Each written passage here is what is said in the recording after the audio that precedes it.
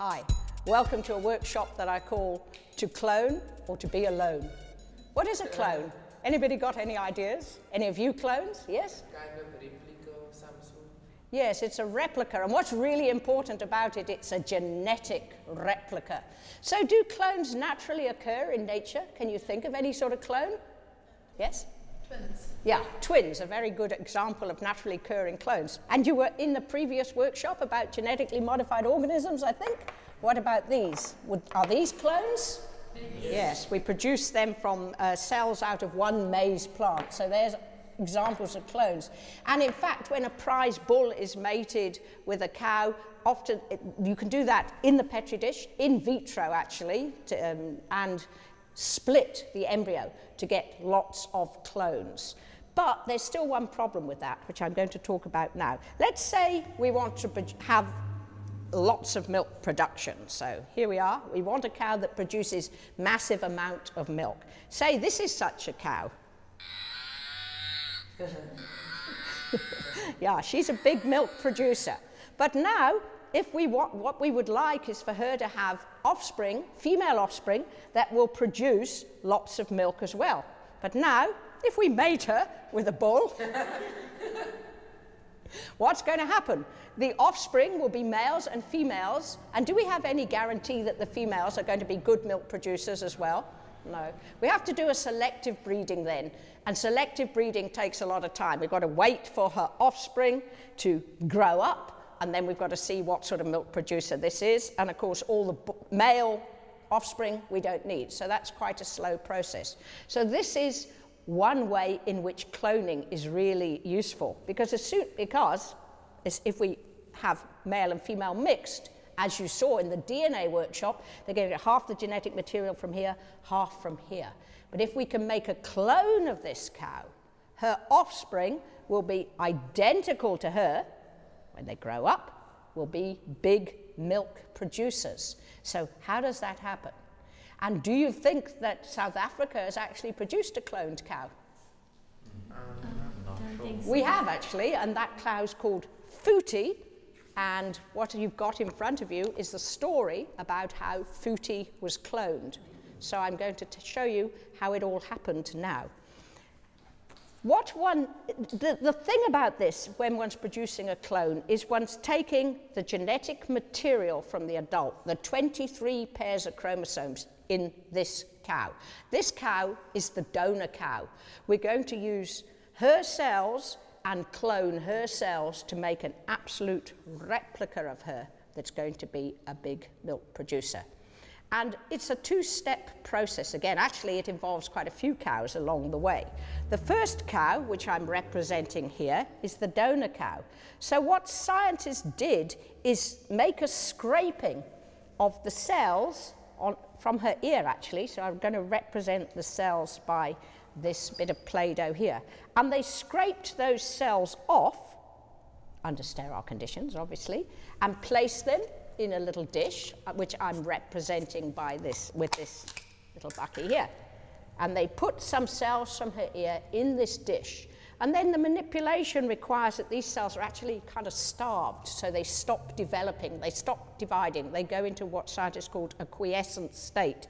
But their nuclei are still in there. And you know, the nucleus is where the genetic material is. So I'm having this little bead represent the nucleus. So here's the cell, lots of them, there'll be lots of cells, but I'm only interested in this one cell at the moment.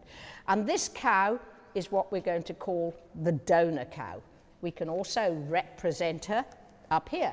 And here she is, there's the donor cow, and DNA, well, cells have been scraped from behind her ear, and they contain the two sets of chromosomes of cows.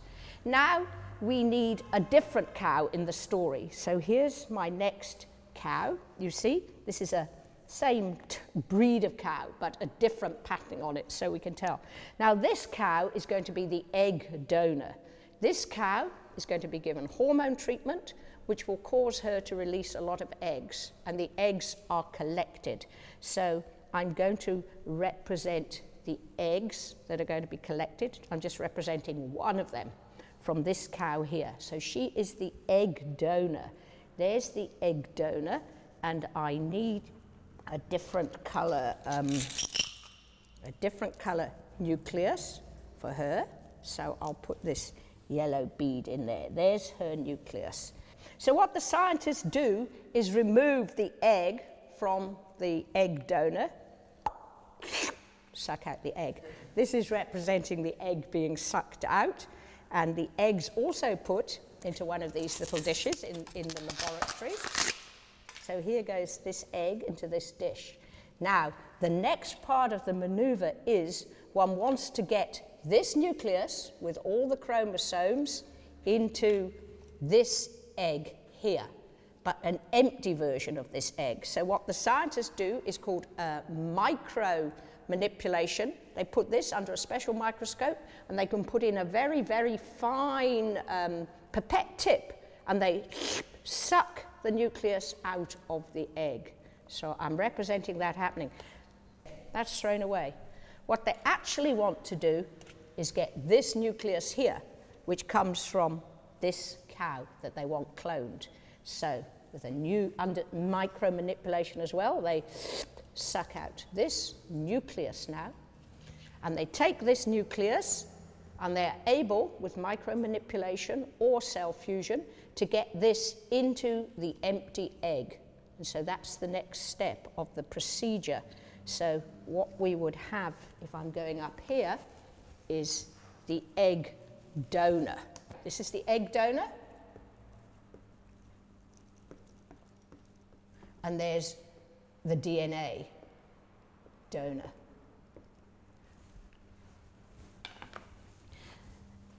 Now, this egg has to be stimulated to divide, because it won't just divide in the normal way.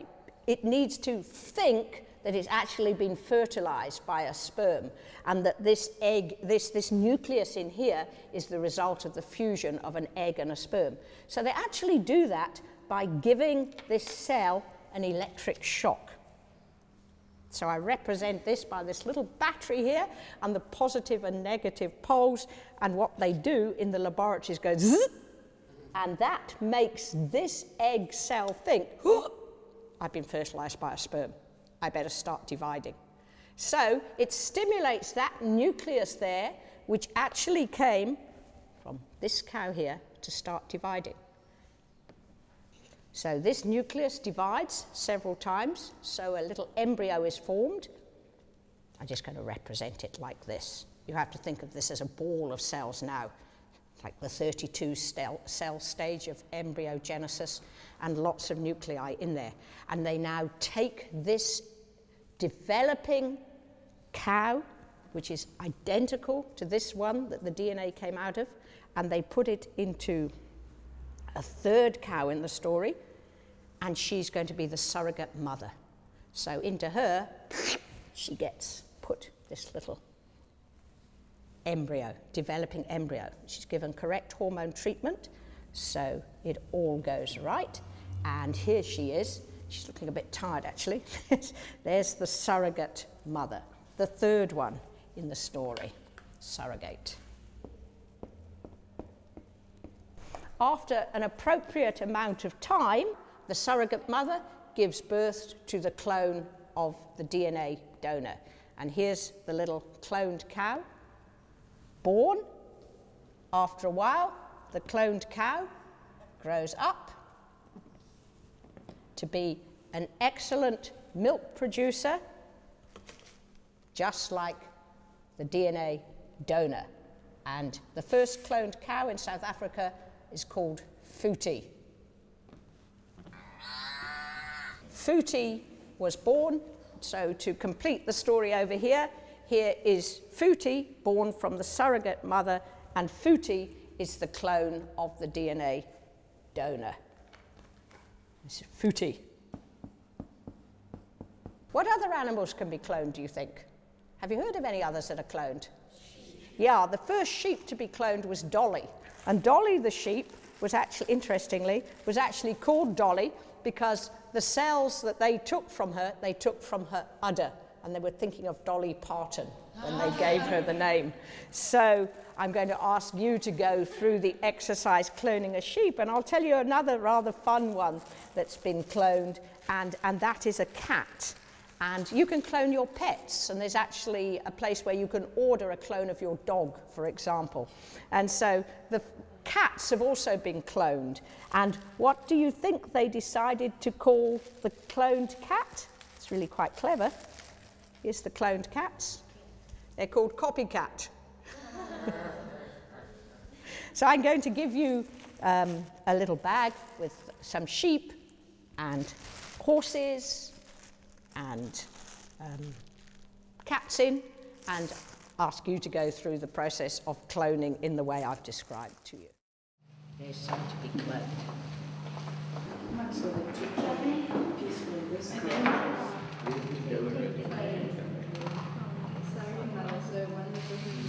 No, that's sorry. This is it. Ja, this zijn het maar. Egg donor can be. This is also the egg donor, yeah?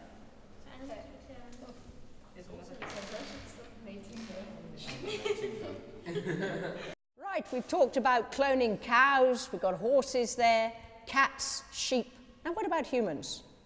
Do you think humans can be cloned? Can They be. can They can Yeah.